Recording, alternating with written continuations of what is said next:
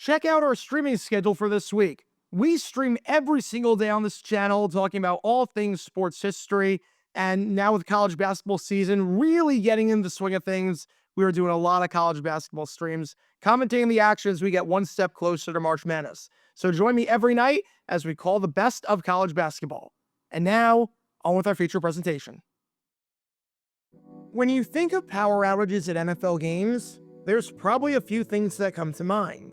You would think a power outage wouldn't be an incredibly common occurrence, and that issues like this would be few and far between.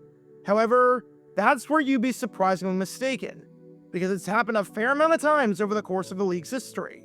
You have what transpired at the 1996 AFC Championship at Foxborough Stadium between the New England Patriots and the Jacksonville Jaguars, which you can learn more about by clicking the card in the upper right corner.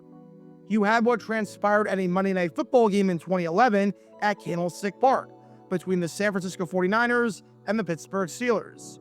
You had what happened in 2008 during a game at Orchard Park between the San Diego Chargers and the Buffalo Bills. And of course, you had arguably the most famous power outage in the history of American sports, and maybe the history of sports, when the power went out and delayed matters for over 34 minutes at Super Bowl 47 in 2013 between the San Francisco 49ers and the Baltimore Ravens. Sometimes, electricity has a funny way of working out, or should I say, not working out at all. However, there's one power outage that I did not mention on that list that you probably do not know about that nearly 4 decades later deserves a deep dive. In 1985, the New York Jets played the Tampa Bay Buccaneers at Giants Stadium.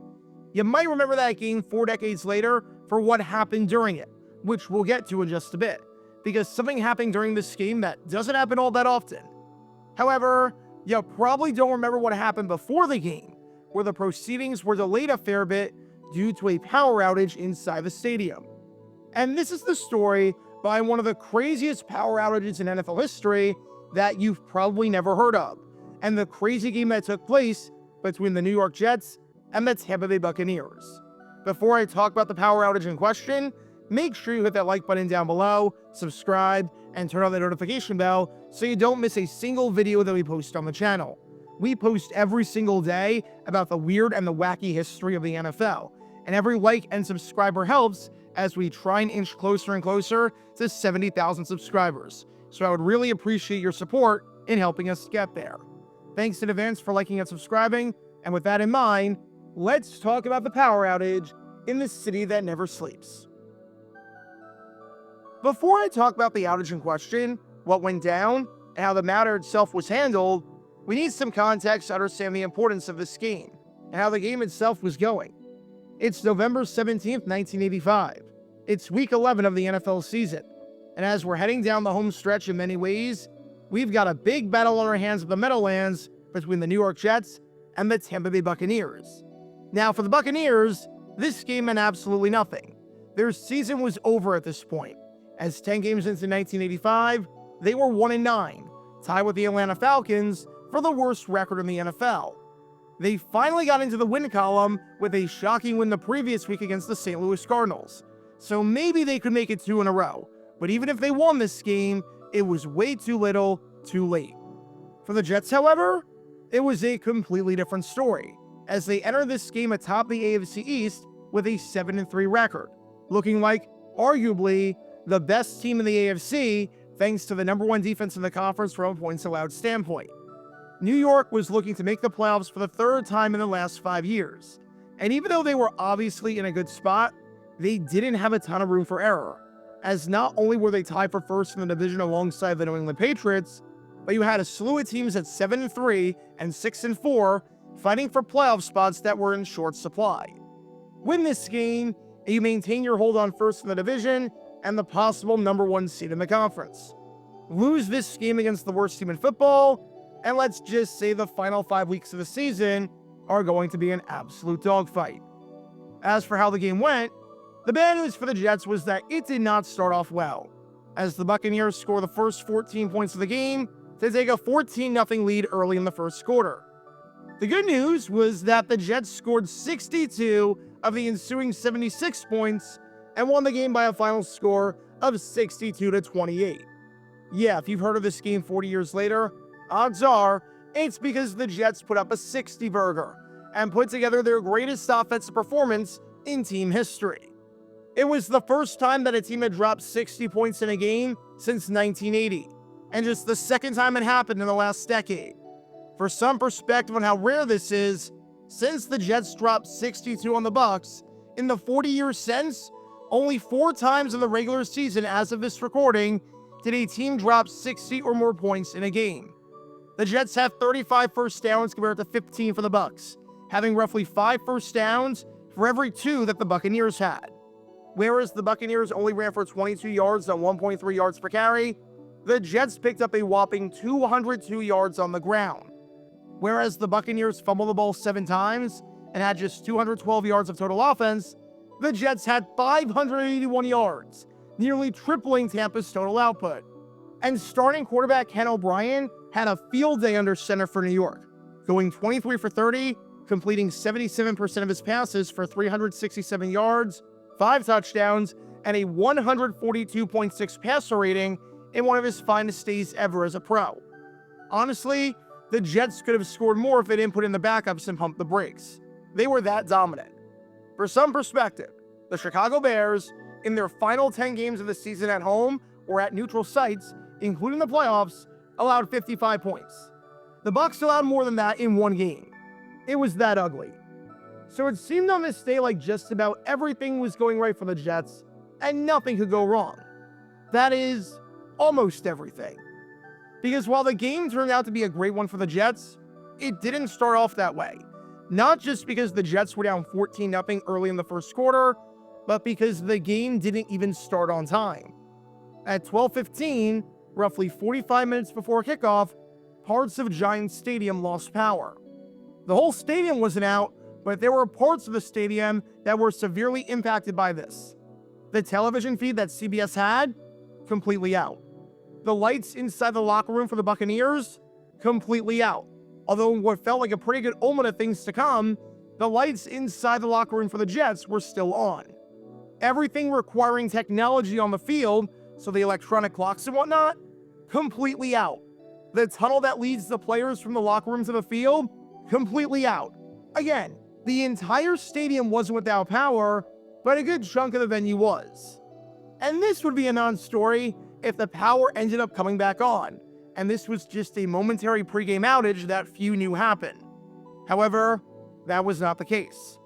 By 12:30, the power was still out. By 12:45, the power was still out. The game was set to start at 1 o'clock, and sure enough, when 1 o'clock rolled around, you guessed it, the power was still out.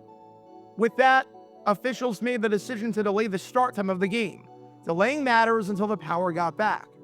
Keep in mind, the Jets had absolutely no idea about the outage because their locker room was fine, and only parts of the stadium lost power, even though these parts were absolutely critical and vital for the game to happen properly.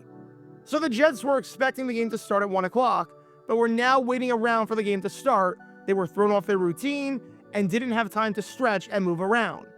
Said tight end Mickey Schuler, who you can learn more about by clicking the card in the upper right corner, we had to walk through a dark tunnel and then wait around for the game to start. I think it made us a little flat.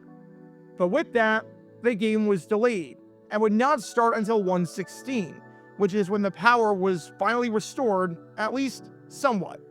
This was a bizarre thing, because while the power on the field was able to be restored, the television feed was able to be restored, and the communication lines between the coaches and the field were able to be restored, the Buccaneers still had no lights in their locker room, as all they were able to manage from a light perspective was 2 lamps via auxiliary power lines.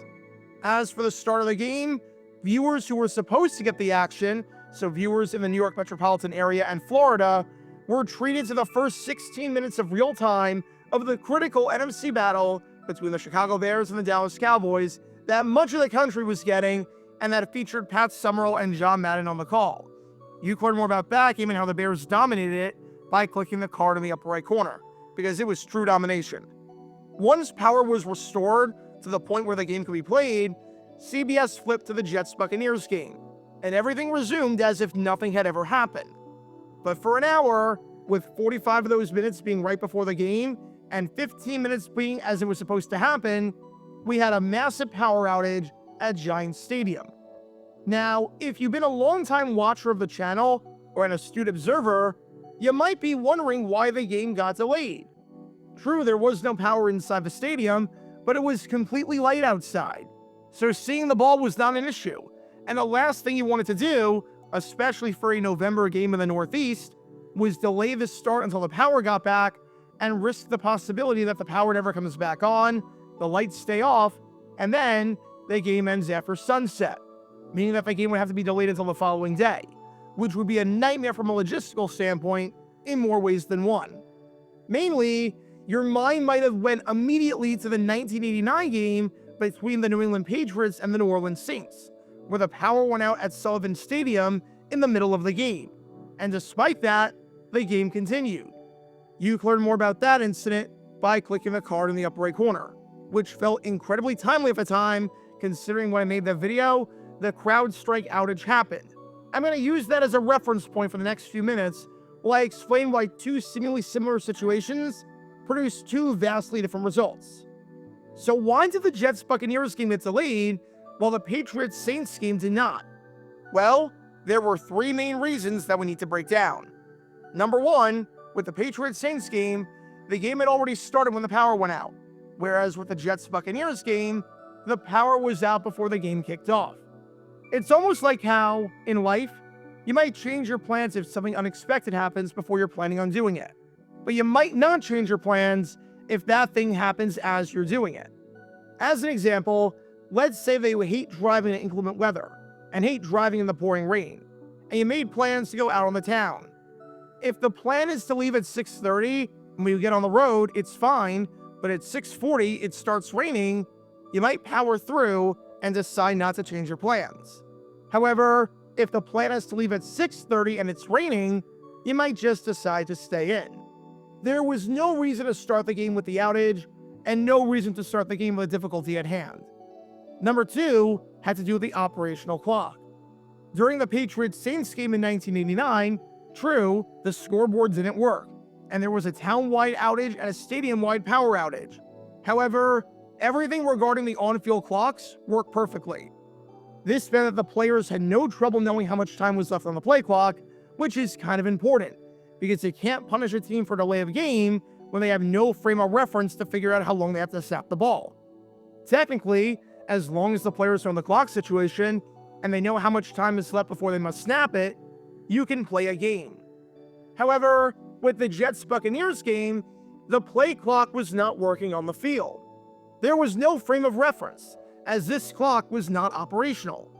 A lot tougher to play a game like that, and there's no reason to do it, especially if the game hadn't started yet. Much like there's no reason to start the show while you wait on the lead singer to get to the venue who's stuck in traffic, there's no reason to start the game while you wait on a very important element that is extremely necessary to work. And number three, the phone lines that the coaches used were not operational, making it impossible for anyone upstairs to communicate with anyone on the field. Now, by itself, this isn't necessarily a deal breaker. We've seen some communication issues between the booth and the field every now and then. And what happens there is that if one team can't communicate, by rule, the other team must turn off their system. In the interest of fairness, that's what happens. You hate when that happens, but it does happen every now and then. However, when compounded with everything else, such as the game having not started yet, and the on-field clocks not working and not being operational, it made no sense to start the game and play it until the issues were fixed. Whereas it might have made sense, even if it did stink from a television perspective, to play that Patriots-Saints game in 1989 through the outage and all, it did not make any sense to play the Jets-Buccaneers game until everything got sorted out. The situations might seem similar on paper, but in reality, it was an apples and oranges difference. And the fact that the Buccaneers locker room had no power, and the fact that they allowed 62 points during the game, was a pretty good omen for how bad the Bucs would be for the remainder of that 1985 season. While the Jets would make the playoffs, the Bucs would finish the season as the absolute worst team in football, going 2-14, getting the number one pick, and doing absolutely nothing with it because they completely whiffed on everything regarding Bo Jackson, which you can learn more about by clicking the card in the upper right corner. Tampa would finish that 1985 season with the second worst defense in the conference, which is kind of shocking that it wasn't the worst, seeing as they allowed the Jets to drop a 60-burger on them. Pretty bad if I do say so myself. Power and electricity in NFL games are just something that we take for granted. We always assume that a game is going to start on time and the venue is going to have power. However, sometimes things happen. Sometimes electricity just doesn't want to work. And considering the fact that it wasn't super windy or anything out of the ordinary from the Meadowlands, considering the fact that the weather wasn't anything bad, and considering the fact that there were no reports that I could find about anything in the nearby area, what makes this one insane in particular is that we had no idea what caused the outage. At least with the Patriots-Saints game in 1989 that I talked about and referenced, we know what caused it. A tree fell down and a transformer caught on fire, causing a town-wide power outage. Here, there was nothing, made even weirder by the fact that parts of the stadium had power and other parts did not. But in 1985, the Jets-Bucs game was strange in more ways than one. Because even though the Jets were providing a ton of electricity on the field, Giants Stadium wasn't providing a ton of electricity off of it, as Giants Stadium had a giant power outage.